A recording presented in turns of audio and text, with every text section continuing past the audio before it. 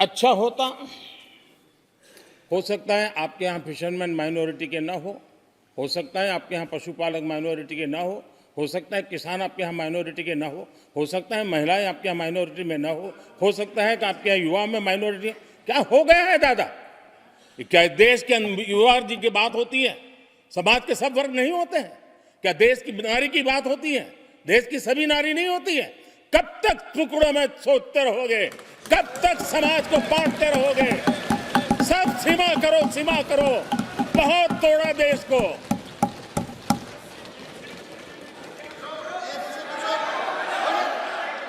आदरणीय अध्यक्ष जी, अच्छा होता कि जाते जाते तो कम से कम इस चर्चा के दरमियान कुछ सकारात्मक बातें होती, कुछ सकारात्मक सुझाव आते। लेकिन हर बार की तरह आप सब साथियों ने देश को बहुत निराश किया, क्योंकि आपकी सोच की मर्यादा देश समझ पा रहा है। और उसको बार बार दर्द होता है कि ये दशा है इनकी सोचने की मर्यादा इतनी है। आदरणीय अध्यक्ष जी, नेता तो बदल गए, लेकिन टेप रिकॉर्डर वही बज रही है, वही बातें, कोई नई बात आती नहीं। और पुरानी ढपली और पुराना राग वही चलता रहता है आपका। चुनाव का वर्ष था, थोड़ी मेहनत करते, कुछ नया निकाल करके लाते, जनता को जरा संदेश दे पाते, उसमें भी फेल गए आप। चलिए, ये भी मैं सिखाता हूं। आदरणीय अध्यक्ष जी, आज विपक्ष की जो हालत होगी ना, इसकी सबसे दोषी कांग्रेस पार्टी है।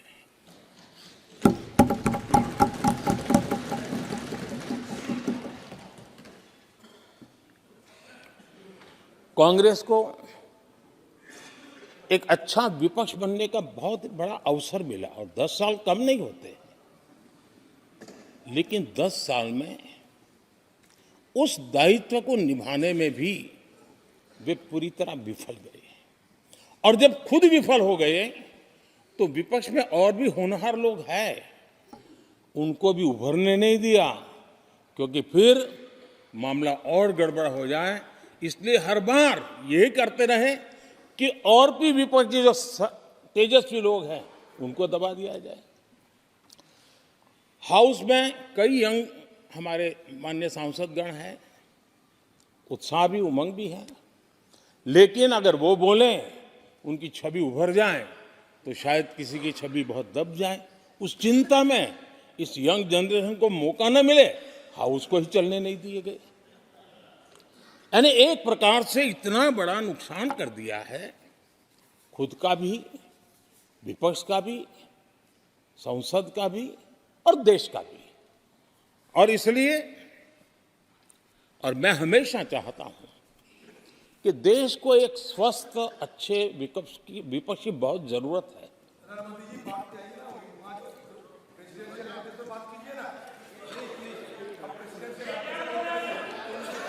देश ने जितना परिवारवाद का खामियाजा उठाया है, और उसका खामियाजा खुद कांग्रेस ने भी उठाया है। अब अधीर बाबू की हालत हम देख रहे हैं,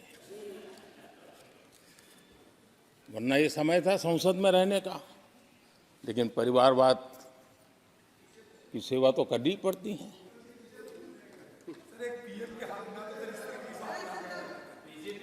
आदरणीय अध्यक्ष जी, अब हालत देखिए, हमारे खड़गे जी इस सदन से उस सदन शिफ्ट हो गए, और गुलाम नबी जी तो पार्टी से ही शिफ्ट कर गए। ये सब परिवारवाद के भेंट चढ़ गए। एक ही प्रोडक्ट बार बार लॉन्च करने के चक्कर में कांग्रेस की दुकान ताला लगने की नौबत आ गई है। और ये दुकान हम नहीं कह रहे, आप लोग कह रहे हैं। आप लोग कहते हैं दुकान खोलिए, सब जगह पे बोलते हैं, दुकान को ताला लगने की बात आई।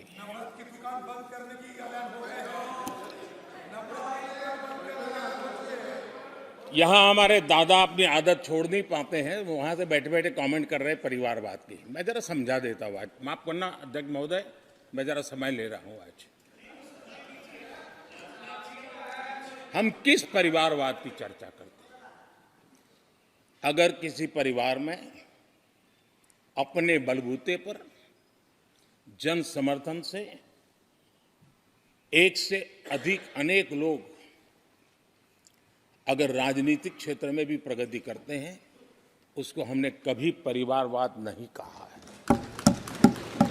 हम परिवारवाद की चर्चा वो करते हैं जो पार्टी परिवार चलाता है, जो पार्टी परिवार के लोगों को प्राथमिकता देती है, जो पार्टी के सारे निर्णय परिवार के लोग ही करते हैं, वो परिवारवाद है। न राजनाथ जी की कोई पॉलिटिकल पार्टी है, न अमित शाह की कोई पॉलिटिकल पार्टी है।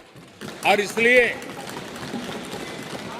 जहां एक परिवार को पार्टियां लिखी जाती हैं, वो लोकतंत्र में उचित नहीं है। लोकतंत्र में पार्टी अनेक, एक परिवार के 10 लोग राजनीति में आए, कुछ बुरा नहीं है। हम तो चाहते हैं नौजवान लोग आए।